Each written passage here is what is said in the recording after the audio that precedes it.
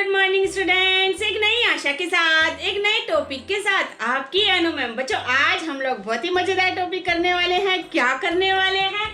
श्रृंगार रस का ही दूसरा पार्ट यानी वियोग रस। वियोग रस का स्थायी भाव क्या है? प्रेम।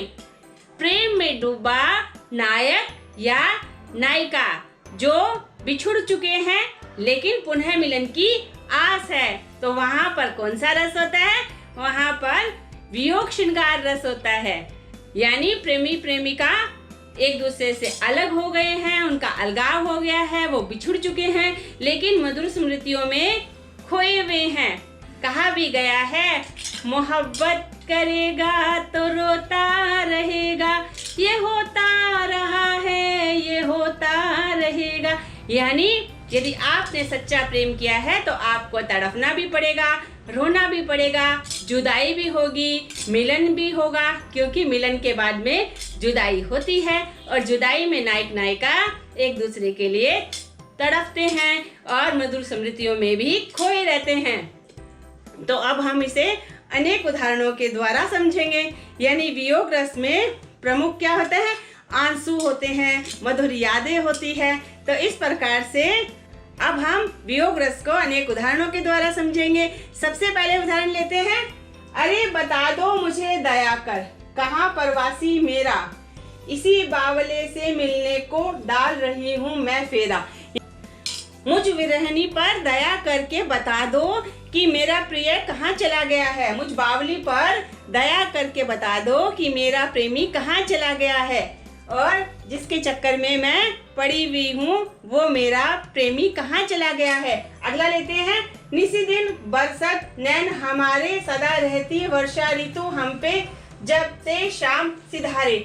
यहाँ पे कौन है? यहाँ पे श्री कृष्ण की यादों में गोपियां डूबी हुई है। वो क्या कहती है? हमारे यहाँ पर तो वर्षा ऋतु सदैव के लिए रहती है। यानी आंखों से आंसू झरते ही रहते हैं, आंखों से वर्षा रूपी आंसू झरते ही रहते हैं और कभी भी ना खत्म होने वाली वर्षा ऋतु बनी ही रहती है, क्योंकि शाम की यादों में हम रोते ही रहते हैं। क्योंकि जिसने शाम से प्यार कर लिया वो और किसी से प्यार करने के लायक नहीं रहता। यानी शाम के बिना उन्हें कुछ भी अच्छा नहीं लगता। श्री कृष्ण है ही इतने मन को मोहने वाले, इसलिए उनका नाम मनमोहन है। अगला लेते हैं। अवधि आधार आस आवन की, तन मन बिथार सही, अब इन जोग संदेश हूँ सुनी सुनी बिरहनी बिरह दही। ये भी गोपियां उद्धव से कह रही है कि अब तक तो हम इस विरह को सहन कर रहे थे, चुपचाप सहन कर रहे थे कि श्री कृष्ण एक दिन मथुरा से जरूर वापस आएंगे, लेकिन उन्होंने योग का संदेश देने के लिए उद्धव आपको भेज दिया है और अब हम कहीं की नहीं रही है। कहने का भाव यह है कि गोपियां उद्धव को फटकार लगा रही है। क्या कह रही है? अवधि आधार आस आवन की, हमने इतने दिन तक उनके आने की आस में ही क्या किया? समय बिताया, तन मन बिठा सही, तन और मन की दुख को सहा, उसकी व्यथा को सहा कि श्री कृष्ण एक ना एक दिन हमसे मिलने के लिए जरूर आएंगे। अब इन जोग संदेश हूँ सुनी सुनी बिरही बिरहन दही, अब आपने हमारी विरह व्यथा को दुगना कर दिया है, बढ़ा दिया है योग का संदेश देके। हम तो श्री कृष्ण के आने का इंतजार कर रहे थे, लेकिन आप हमारे को योग संदेश देकर हमारे विरह की व्यथा को बढ़ा रहे हैं। अब हम अगला एग्जाम्पल लेते हैं। अगला एग्जाम्पल क्या है? ऊधो मन न भय 10-20, एक हूतो सो गयो श्याम संग को, अब राधे ईस। ये भी घटना उद्धव से ही रिलेटेड है। जब श्री कृष्ण ने उद्धव से कहा, मेरे विरह में मेरी गोपियां तड़प रही है, मुझे ब्रिज जाना चाहिए, तब उद्धव ने कहा, आपकी जाने की जरूरत नहीं है, मैं उन्हें योग की ऐसी शिक्षा दूंगा वे आपको भूल जाएगी। लेकिन यहाँ पर तो गोपियां ही उद्धव को फटकार लगा रही है। क्या कहती है? उद्धव मन न भय 10-20, हमारे पास कोई 10-20 मन नहीं है, हमारे पास तो एक ही मन था जो श्री कृष्ण के साथ ही मथुरा चला गया। एक हूतो सो गयो श्याम संग, एक ही था जो श्याम के साथ मथुरा चला गया है। अब धारे इस, अब इस तुम्हारे योग संदेश को कौन ग्रहण करेगा, कौन सा मन इस योग संदेश को ग्रहण करेगा। तो इस प्रकार से गोपियां उद्धव को फटकार लगा रही है। अगला लेते हैं, ये प्यारे की विधाएं समझे नहीं समझाता, कब अश्रु जल बरसता, कब प्रेम रस रसरसता। यहाँ पर भी नायिका क्या कह रही है कि कब मेरे आंखों से प्रेम के आंसू झलकते हैं और कब विरह के आंसू झलकते हैं, मुझे पता ही नहीं चलता, क्योंकि दोनों ही स्थितियों में आंखें बरसने लगती है। जब हम प्रेम मगन होते हैं तभी भी हमारी आंखें बरसती है, और जब हम विरह में होते हैं तभी भी हमारी आंखें बरसती है। यहाँ क्या कह रही है नायिका, ये प्यारे की विधाएं समझे नहीं समझाता, ये मेरा मन समझने से भी नहीं समझता, मुझे भी समझ में नहीं आता। यानी असमंजस की स्थिति आ गई है। कब अश्रु जल बरसता, कब मेरे आंखों में विरह के आंसू बरसते हैं, कब प्रेम रस सरसता, और कब प्रेम के आंसू बरसते हैं। यानी मुझे पता ही नहीं चलता कि कब मैं उनकी मधुर यादों में रोती हूँ और कब मैं उनसे मिलने के बाद में रोती हूँ। यहाँ पे नायिका असमंजस की स्थिति में है और वो अपने नायक को याद कर रही है। अगला लेते हैं, पिए से कहूँ संदेशन है भोरा हे काग, जो घनी विरह जड़ी मुँह तही धुआं मोहि लाल। अब यहाँ पे नायिका क्या कह रही है, पिए सु कहूँ संदेशन है भोरा हे काग, मेरे पिया के पास जाकर तुम ये संदेश देना, हे भंवरे और हे कौवे। क्या देना, सो घनी विरह जड़ी मुँह, तुम्हारी प्रेमिका विरह की अग्नि में जल रही है, तही धुआं मोहि लाल, और उस विरह की अग्नि से जो धुआं निकल रहा है वो मुझे लग गया है, इसलिए मैं काले रंग का हूँ। तो इस प्रकार से ये भी नायक से बिछुड़ने की स्थिति है, प्रेमी से बिछुड़ने की स्थिति है, अलगाव की स्थिति है। प्रेमिका विरह की अग्नि में जल रही है और कौवे और भंवरे से विनती कर रही है कि तुम उनके पास जाओ और मेरे विरह की प्रकाष्ठा उनको बताओ। तो ये भी क्या है, ये भी वियोग रस का उदाहरण है और इसका स्थायी भाव क्या है, प्रेम। अब हम अगला एग्जाम्पल लेते हैं। अगला एग्जाम्पल क्या है, हे खग मृग हे मधुकर श्रेणी, तुम देखी सीता मृग नैनी। ये प्रसंग रामायण का है, जब सीता हरण हो जाता है और श्री राम और लक्ष्मण उन्हें ढूंढने के लिए निकलते हैं, तब वे प्रत्येक फूल और पत्ते से पूछते हैं, पशु और पक्षियों से पूछते हैं, यहाँ तक कि भंवरों से भी पूछते हैं, क्या तुमने सीता को देखा है जो अति सुंदर है, जिसकी आंखें मृग के समान है। यानी हर फूल पत्ते से, हर पशु पक्षी से वो पूछते हुए जा रहे हैं। अब हम अगला एग्जाम्पल लेते हैं। अगला एग्जाम्पल क्या है, या मुरली मुरली धर की, अधरान धरी अधरान धरोगी। अब यहाँ पे क्या हो रहा है कि जो प्रेमी है वो उसकी वस्तुओं को याद किया जा रहा है। यहाँ पे प्रेमी कौन है, यहाँ पे प्रेमी जन गोपियां हैं और हमारे श्री कृष्ण को याद कर रही है।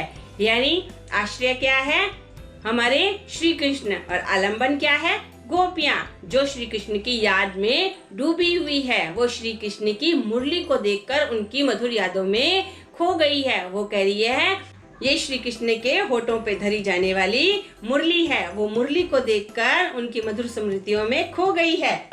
अब हम अगला एग्जाम्पल लेते हैं। अगला एग्जाम्पल क्या है, प्रीति नदी में पाहुन बोरोयो दृष्टि न रूप परागी, सूरदास अबला हम भोरी गुर चाटी जो पागे।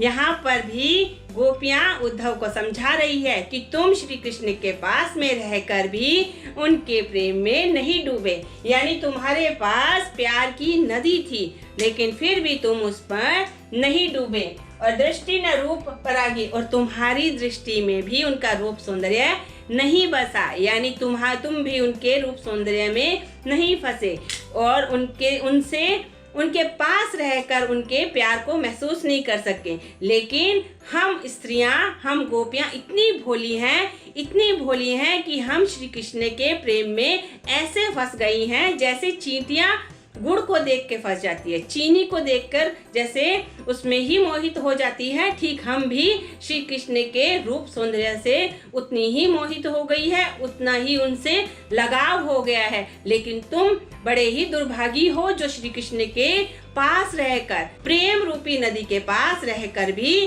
तुम अछूते रहे, तुमने उनके रूप सौंदर्य को महसूस तक नहीं किया। मैं आपको एक प्रसंग बताती हूँ। एक बार श्री कृष्ण के पेट में भयंकर दर्द हुआ। तब श्री कृष्ण ने उद्धव को बोला कि जाओ देवी देवताओं के पैरों की मिट्टी लेकर आओ, तभी मेरा पेट ठीक होगा। जब उद्धव सभी देवी देवता के पास जाते हैं तो वे सब मना कर देते हैं और कहते हैं हमें क्षमा करो, यदि हम ऐसा करेंगे तो हम महापाप के भागीदार बनेंगे, इसलिए हम ऐसा नहीं कर सकते। उद्धव अपना मुंह लटकाकर श्री कृष्ण के पास जाते हैं। तब श्री कृष्ण उन्हें कहते हैं अब तुम ब्रिज जाओ और उन्हें बताओ कि श्री कृष्ण के पेट में भयंकर दर्द हो रहा है और उन्हें उनके पांव की मिट्टी चाहिए। उद्धव ब्रिज जाते हैं और गोपियों को जैसे ही पता चलता है कि श्री कृष्ण के पेट में भयंकर दर्द हो रहा है, वो उन्हें बोरी भर भर के अपने पांव की मिट्टी दे देती है। तब उन्हें उद्धव समझाते हुए कहते हैं कि तुम बहुत बड़े पाप की भागीदार बनोगी, तुम महापाप की भागीदार बनोगी। तब गोपियां कहती है ये समय पाप और पुण्य के बारे में सोचने का नहीं है, ये समय हमारा कर्तव्य निभाने का है। हम श्री कृष्ण को थोड़ी सी पीड़ा में भी नहीं देख सकते और आप तुरंत जाइए और हमारे चरणों की ये बोरियां भर भर के जो हमने मिट्टी दी है उस पर श्री कृष्ण को लिटा दीजिए ताकि उनके पेट का दर्द कम हो जाए। तो ये जब उद्धव ने देखा तो उनकी आंखें फटी की फटी रह गई कि गोपियां श्री कृष्ण को निस्वार्थ प्रेम करती है, उन्हें पाप पुण्य की कोई चिंता नहीं है। ऐसा निस्वार्थ प्रेम यदि हमारे जीवन में हो तो हमारा जीवन कैसा हो सकता है। हम अगला उदाहरण लेते हैं। बिनु गोपाल बैरिन भई कुंज, तब ये लता लगती अति शीतल, अब भई विषम ज्वाल की पुंज। ये प्रसंग भी क्या है, श्री कृष्ण से रिलेटेड है। और गोपियां क्या कह रही है, कह रही है कि बिना गोपाल के ये जो कुंज है, ये जो कुंज गलियां हैं, ये हमारे लिए वेदना का कारण बन गई है। बैरिन भाई हमारी दुश्मन बन गई है। तब ये लता लगती अति शीतल, जब श्री कृष्ण थे और उनके संग हम झूला झूलते थे, उनकी मधुर मुरली को सुनते थे, तब ये लताएं हमें अति शीतल लगती थी, ये हमारे मन को सुकून पहुंचाती थी। लेकिन अब भाई विषम ज्वाल की पुंज, अब तो ये ऐसा लगता है कि आग की लपटें बन गई है। अब हमें श्री कृष्ण की ये याद दिलाती है और हम विरह की अग्नि में जलने लगते हैं। आगे क्या कह रही है गोपियां, व्यर्था बहती जमुना खग बोलत, व्यर्था कमल फूल अली गुंजत। अब तो बेकार में ही जमुना नदी बह रही है और खग यानी पक्षी बोल रहे हैं और बेकार में ही कमल के फूल खिल रहे हैं और बेकार में ही जो भंवरे हैं वो गुंजन कर रहे हैं। यानी ये सब चीजें जो सुकून पहुंचाती थी मन को, अब ये हमारी विरह अग्नि को भड़का देती है, हम श्री कृष्ण की यादों में डूब जाती हैं। तो ये क्या है, ये भी वियोग श्रृंगार रस का ही उदाहरण है।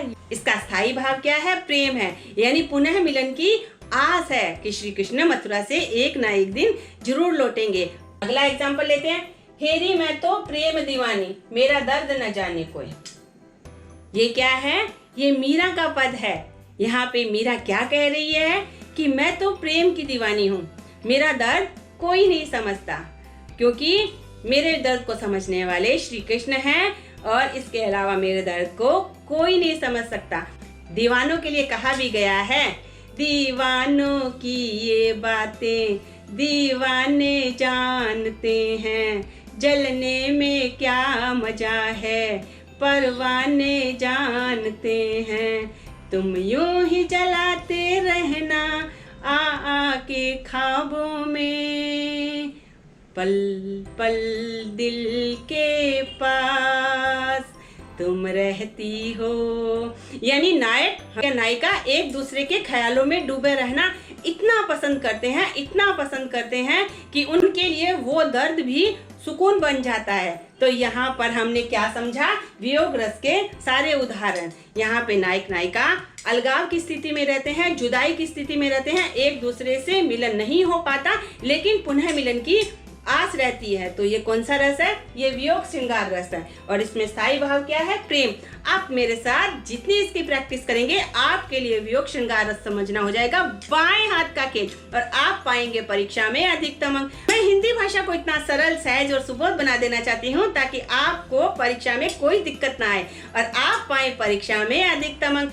यदि आपको मेरा यह प्रयास अच्छा लगता है तो आप मेरे वीडियो को लाइक कीजिए, शेयर कीजिए और कमेंट करना मत भूलिए, क्योंकि हिंदी भाषा को प्रथम स्थान पे लाना हर भारतीय का प्रथम कर्तव्य है।